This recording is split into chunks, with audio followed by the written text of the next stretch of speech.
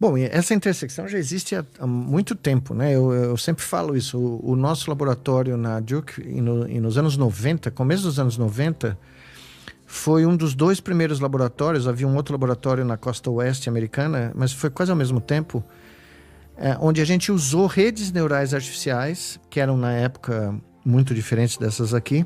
Só tinha uma camada intermediária, não milhares de camadas intermediárias, para analisar padrões espaço-temporais da atividade elétrica do cérebro de animais. A gente literalmente conectou o output dos eletrodos que a gente usava para estudar, né, esses padrões em ratos. No estudo foi feito em ratos, o primeiro deles. E a gente conectou para ver se a gente conseguia, por exemplo, se eu encostasse num pedaço, numa região da face do bichinho, saber detalhes desse estímulo tátil que eu dava. E a gente começou a obter essa informação lendo algo em torno de 50 neurônios. Mas eram padrões extremamente complexos que de você olhar no padrão você não conseguia interpretar. Então nós começamos a usar e fizemos essa fusão, que é, na realidade, a origem do conceito da interface cérebro-máquina. Mais tarde a gente descobriu que a gente poderia usar vários algoritmos para fazer isso. Mas o primeiro estudo que mostrou que havia futuro em ler atividade cerebral em tempo real foi esse. Foi feito com o Chris Stumbaugh, que era um aluno de engenharia biomédica, que depois foi ser advogado. Eu não entendi absolutamente nada da carreira dele, mas ele era muito bom. E eu tinha lido muito sobre redes neurais artificiais aqui no meu doutorado. E o Chris era um grande programador na época. E eu falei, olha, vamos programar essa rede simples. E funcionou. E foi o paper mais importante da carreira dele, inclusive. Anos depois, a gente começou a usar isso em macacos e depois em seres humanos para, literalmente, com milhares de neurônios, ou pelo menos centenas de neurônios, tentar decodificar o que a gente falou no começo aqui. Quando é que o animal ia começar a mover o braço e para onde ele ia mover. Então a gente conseguia ter o resultado saindo na tela do nosso computador antes que o bicho movesse o braço. Então a gente sabia para onde ele ia se mover, né? Então essa área, ela não é só na eletrofisiologia. Hoje em dia você pode aplicar técnicas de machine learning, redes neurais deep learning, para estudar padrões de ressonância nuclear magnética, de ultrassom, de dados, né? De grandes bibliotecas de dados neurocientíficos para tentar extrair padrões que não seriam facilmente visualizados. Inclusive, eu tenho lido muito ultimamente, porque é uma ideia que eu tenho há muito tempo, que agora eu acho que talvez no próximo paper que a gente vai publicar, a gente tenha uma evidência muito, muito forte disso, de usar isso para medir a idade cerebral e comparar a idade cerebral com a idade cronológica, para ver se o cérebro está envelhecendo mais rápido ou não.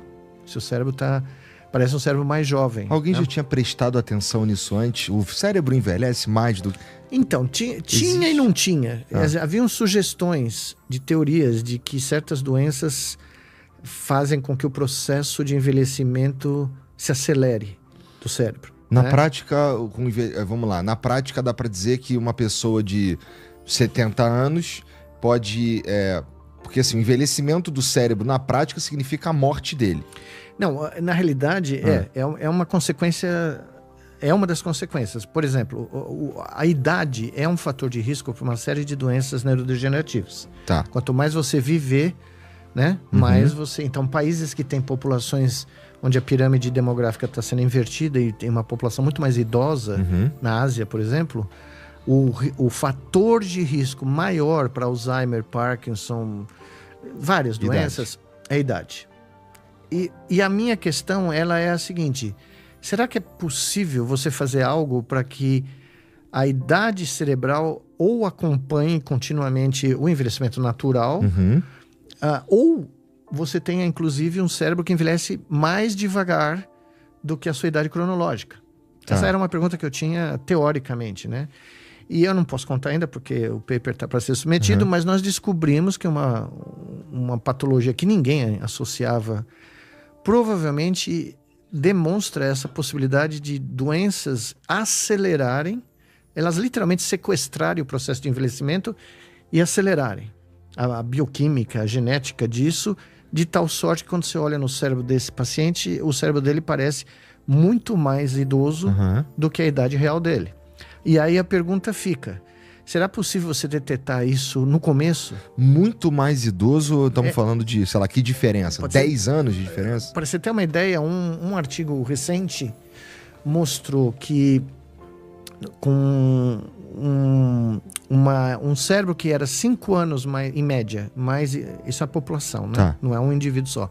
5 anos, se eu não me engano, mais idoso do que a idade cronológica da população, tinha um fator de 6% de risco de mortalidade aumentada. É um estudo populacional. Tá. Mas não é o estudo que eu fiz, é um estudo diferente, tá? Mas isso é muito interessante, porque, para pensar, se você começa a usar agora técnicas de terapêuticas, neuroreabilitação, você vai poder medir a efetividade para ver se a idade do seu cérebro agora se aproximou da idade cronológica real ou ficou mais jovem.